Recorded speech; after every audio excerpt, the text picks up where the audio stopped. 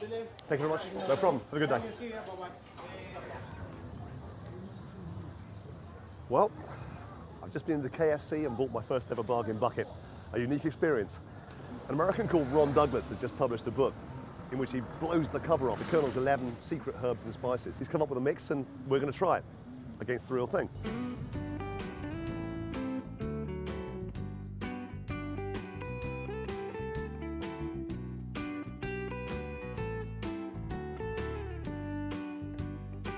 These are the two spice mixes we're going to be working with. This is the American suggestion about what the Colonel's 11 famous herbs and spices might be, and this is a sort of slightly British take on it that we worked out.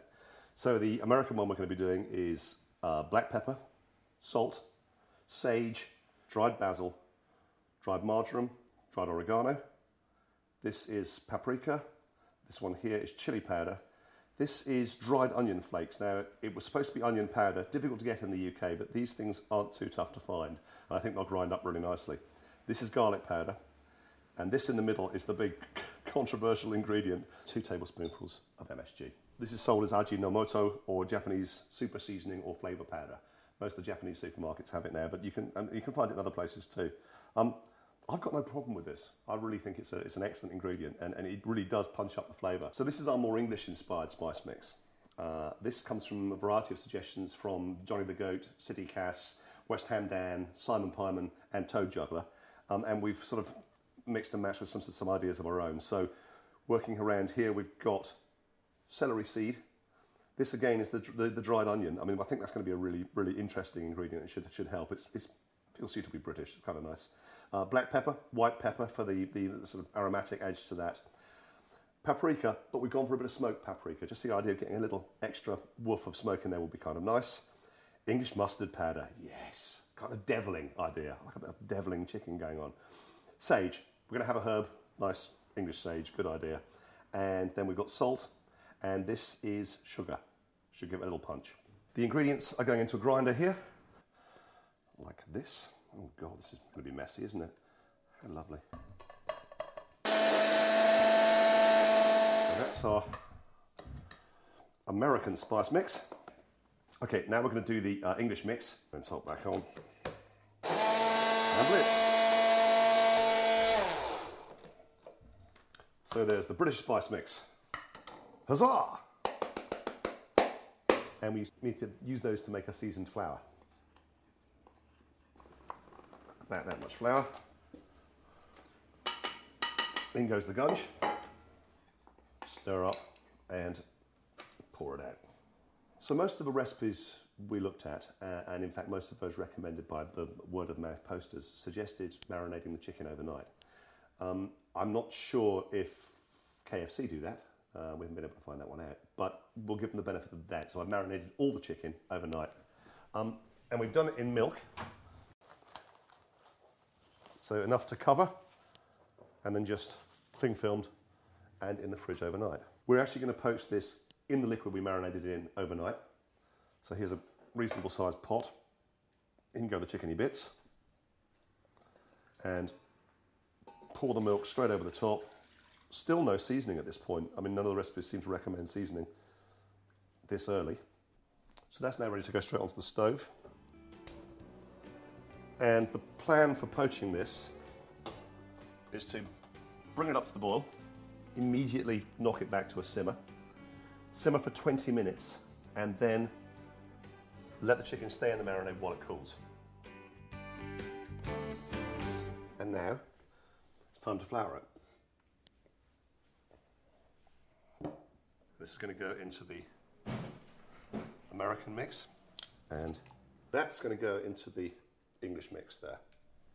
I'm going to flip them over to make sure they're fully coated in a seasoned flour.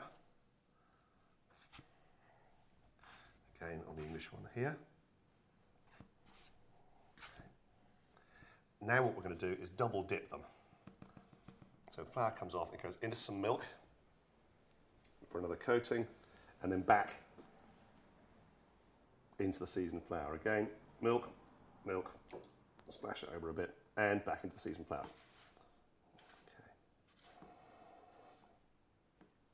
Okay. And now, with a bit of a shake, these are ready to go into the oil. Oh, what a lovely sound. I don't think there's any real danger of cross-contamination between the two. And then down into the oil. And switch on the timer. And I reckon that's going to go for about 2 minutes. We'll see it then. It's been 2 minutes. Let's haul them out and take a look. That's looking pretty crisply coated. So we'll let that drain for a couple of seconds. One thing the Colonel doesn't get a chance to do, and we do, is use paper towel. Lots and lots of it. So we can actually dry it right the way off and make sure it stays crisp. So here we go. Here's our 2 pieces. Pat them a little bit.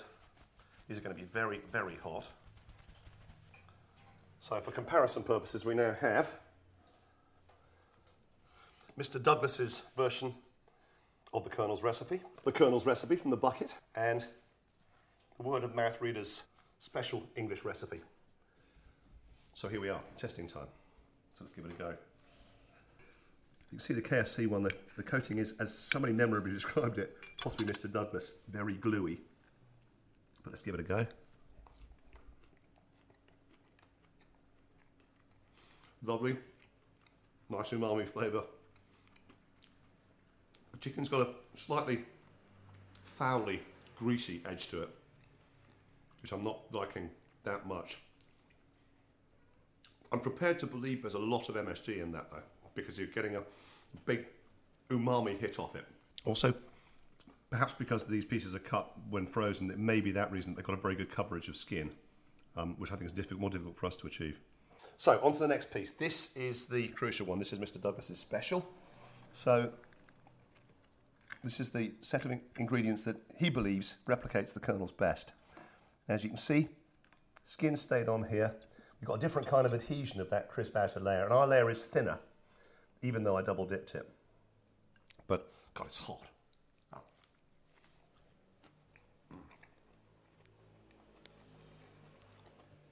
My God. Oh, you can't say fairer than that. Oh. It's like that. It's really quite like Kentucky Fried Chicken, but in an entirely different way. I mean, that's like eating a peach after eating a tin peach. You know, both nice, both nice in their own circumstances, but that is an excellent mixture. Again, it's really tough to pull out an individual flavour from it. It's rich, bassy, and of course, what we've been able to do that he hasn't is put really excellent chicken in there, and God, that makes a difference. Final piece. Now, this is our recipe.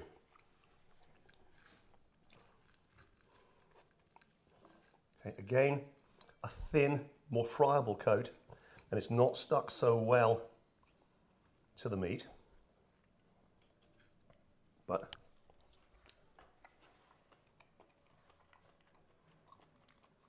interesting, much lighter flavours. All of those green herbs that were in there are giving it that kind of, I don't know, middle layer of flavour, and adding bulk to the flavour. This is all kind of high notes. It's peaky, tweaky, but very delicious. I'm going to be forced to conclude that actually fried chicken is a bit like Woody Allen said sex and pizza were. You know, even when it's really bad, it's pretty damn good. But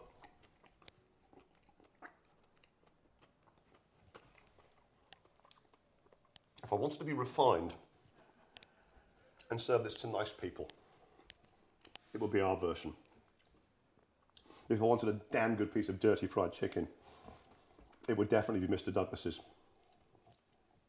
KFC, I love you. I'll tell you what, there is one thing they do better than the rest of us. They do give you these little wipes to clean up your fingers. So until I can get that cracked for these, I think the KFC's got a little edge there. But no, well done, Mr. Douglas. I could just eat that for hours.